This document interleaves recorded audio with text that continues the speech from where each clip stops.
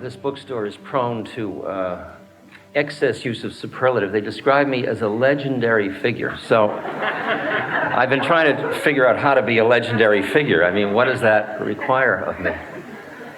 And then I think of all the parts of my life you don't know about, and I think, boy, if this is what legends are made of, this culture is in deep shit.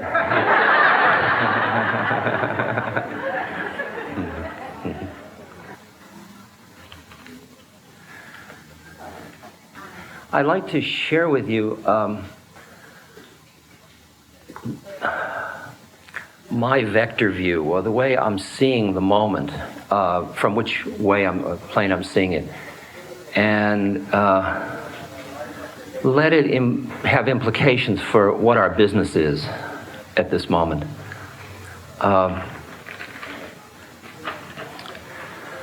I've been experiencing that the 90s are not what I expected they would be.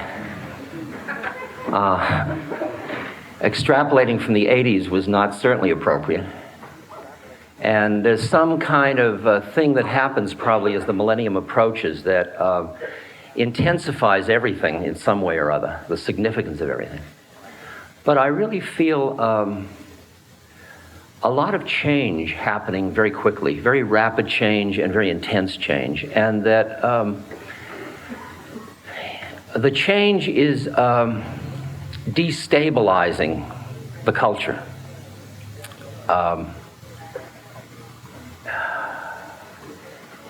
And the change is so multi-determined. The major destabilizing thing we had was back in the late 60s with the Vietnam, the early 70s, the Vietnam issue. That destabilized the culture. But that was only political, basically, or political, ideological. But at this moment, we are dealing with a certain kind of ecological imminence that is changing our view of time and of future and of all these things. We're dealing with economic instabilities of north-south, have-nots, that all of the games we have played have exacerbated to a point where it's quite unstable.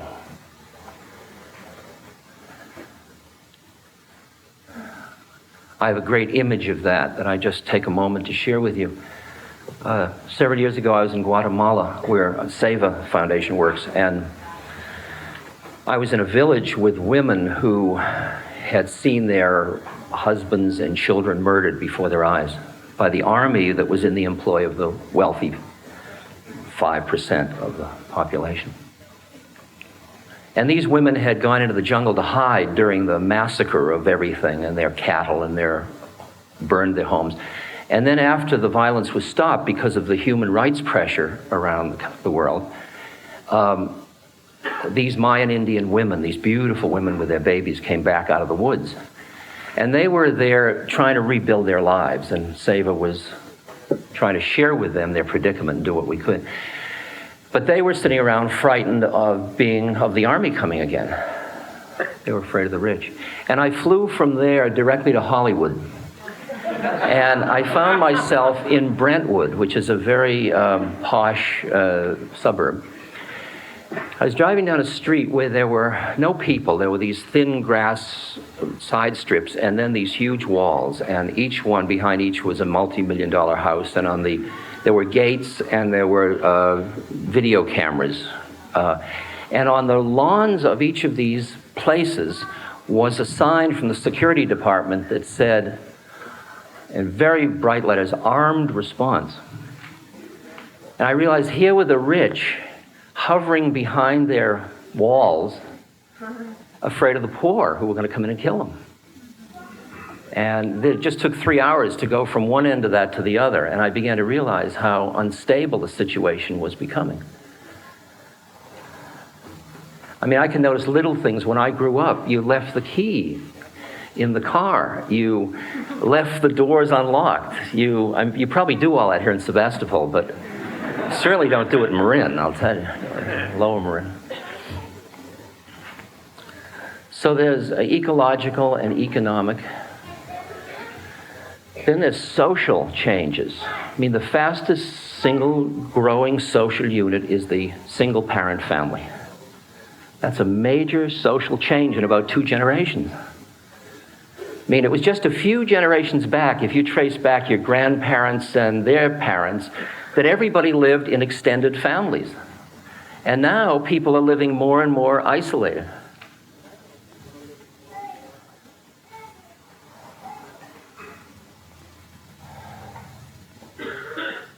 And there's certainly political changes going down. I mean, what happened in Eastern Europe and the Cold War, and that's all terribly destabilizing. Nobody knows who the enemy is.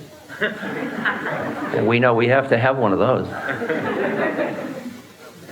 And then there are spiritual changes going down that go in all directions, fundamentalism, stuff. So here are 5 dimensions of our lives where stuff is happening very fast. I was with John Seed, who's a environmentalist. He chains himself to trees and in front of trucks, and he's an Australian. I was interviewing him for a television show, and I said, John, where are we with the rainforest at this point? He said, we're beyond the point of return. And he said, we've done it, and the inertia is so great. He said it would take a miracle. He said it very calmly. And I said, that's pretty discouraging. He said, well, when you consider that, we came up out of the sea onto land, he said, we have quite a pedigree for miracles. It may be that we could handle it. But he said it would take a miracle. Now, how many people live with the awareness that the whole thing has gone too far and that it's over? I think there is generally massive denial in the culture about that. Okay? And among most of us. I mean, it's just hard to consider that possibility and build it into your life without getting really depressed about raising your children, about living your life. What I see that this concatenation of causes does is that it leads to confusion, uncertainty, and for most people, fear. It's a response to a rate of change that people can't absorb fast enough, and there is fear. And for most people, when there is fear, they become more fundamentalist, they become ultranationalists, they become much more ethnically and religiously prejudiced. They get very much into protecting what they've got and making everybody else them. It's a response to fear because fear is connected with our separateness. And we pull in, we contract, we go into our heads instead of our hearts. I experienced the 90s as a period of really massive destabilization, debt reorganization, all kinds of stuff. And that the mass of people respond with fear and all of the divisive variables that end up in violence. And there are another option there. I'm sure there are many options, but the option I see is to respond to change by not freaking. To respond to change equanimously. How about joyfully? I mean, is that too big a one to swallow? I mean, I speak at peace rallies, and I'm amazed at how many people are angry at them. And you think, where's this at? I mean, if we're going to have peace, where does it start?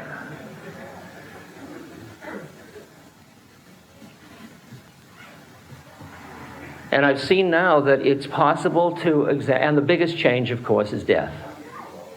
And let's say that I spend lots of time being with people as they're dying or being around dying people.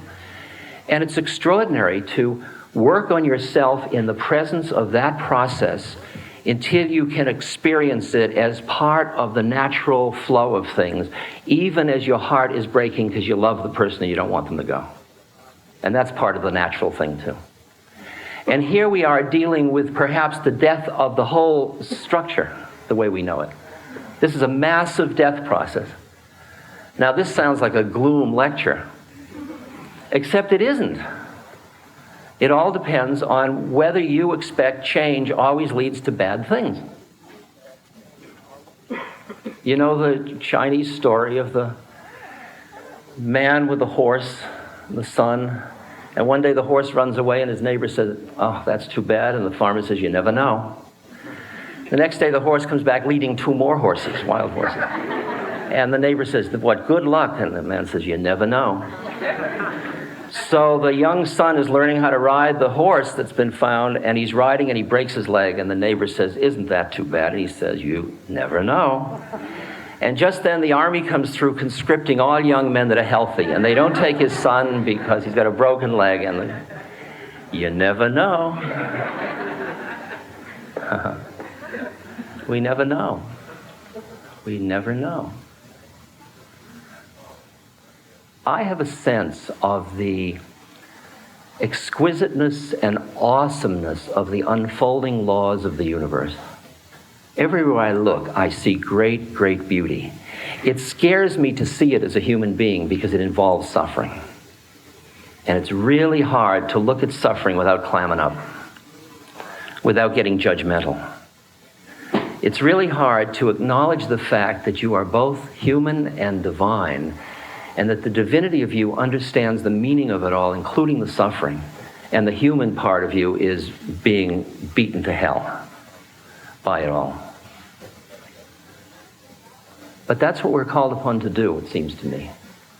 To acknowledge the part of us that has, in a way, the cosmic giggle in the presence of the, wow, here it comes, ooh, there goes my IRA, ooh, there goes my truck, there goes my home, there goes, you know, I mean, it's interesting, like, no, not that, yeah, that. I mean, and finally your body, you know, like, oh my God, my body. Wow, there it went. What do you know? Here I am. God, that was a surprise. I really thought that was real.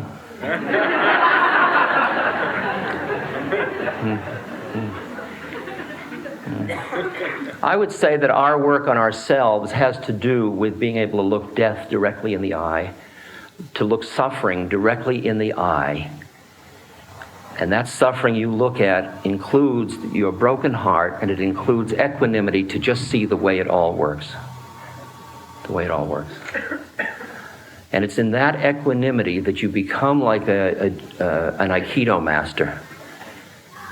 You know exactly where the energy works to bring it all into a deeper harmony. And you become an instrument of that. You just become that thing.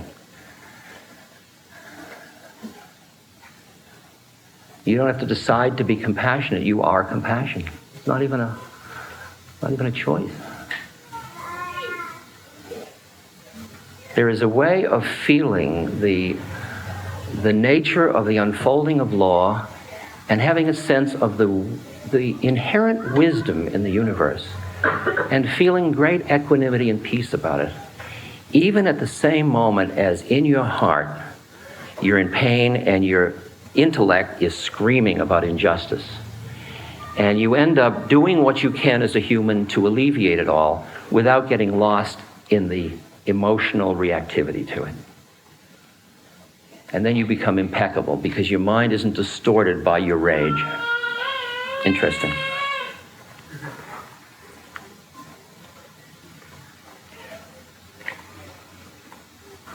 If you go too far up, you get cold. Somebody falls in front of you and you say, it's karma. If you get too far into your heart, you burn out almost immediately. And the way people burn out is that it gets to hurt too much to keep your heart open in hell. And you end up armoring your heart in the subtlest way. Subtlest way.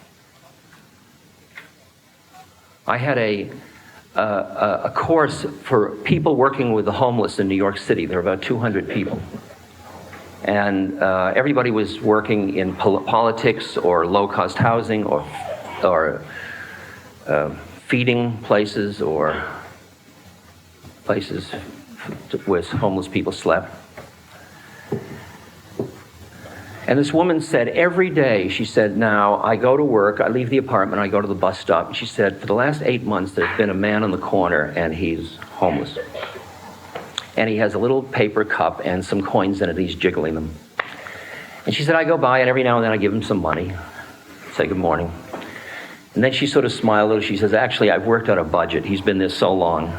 It's $2.50 a week. And I sort of spread it around.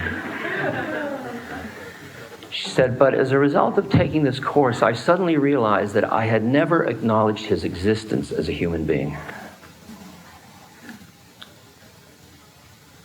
And she said, I looked and I realized I was frightened, and I thought, what am I frightened of? I'm not frightened he's going to steal my pocketbook or rape me. That's not what the fear is. When I opened to it, she said, I realized that I was afraid that if I opened to him, he'd end up on my living room floor. And what she was saying is that she was afraid that if she opened her heart, she would not be able to define boundaries. Because the nature of the heart is it's boundaryless. My heart goes out to you. When you love somebody, your heart just embraces. That's what falling into love. It's into the spaciousness of this moment. So the art form obviously isn't to totally get lost into the heart, which is your doorway into the unity with all things, to God, really. Because if you just go into that, you lose the separateness, you lose your uniqueness, you lose the incarnation. The art is to be, as Christ said, in the world but not of the world, to be fully incarnated with passion and also empty at the same moment. To be fully in love and at the same moment allowing the mind to define discriminations to survive, for you to survive as a separate entity. We often treat the mind as an enemy because it's been controlling us so long. But ultimately, the mind is the intellect, the analytic mind is an exquisite servant. It's a beautiful servant. Servant you call upon to keep the game together.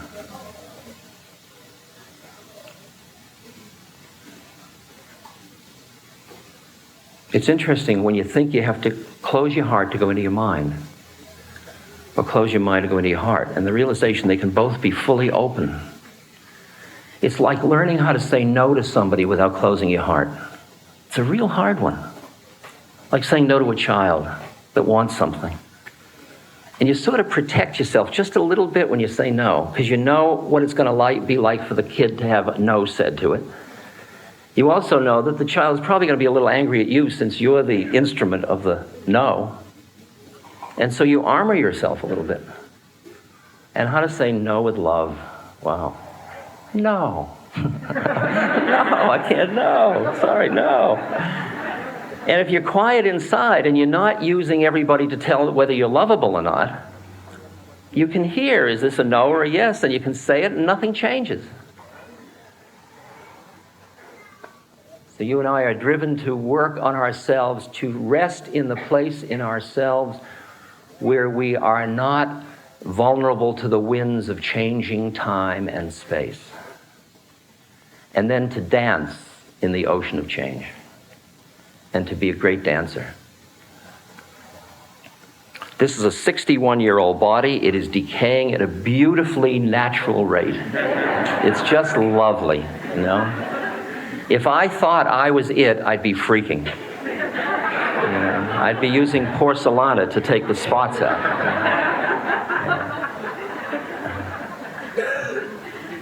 But it's much more interesting than that. And bodies decay and they die. And it all keeps changing. All keeps changing. And how do you learn how to live with change? Where do you stand? You stand in the place behind change in order to balance the way you've been caught in that which changes all the time. And then you are in both of them at once. That's the full humanity. To be in the world of change and not in it at the same moment. That's when they say nirvana and samsara are one.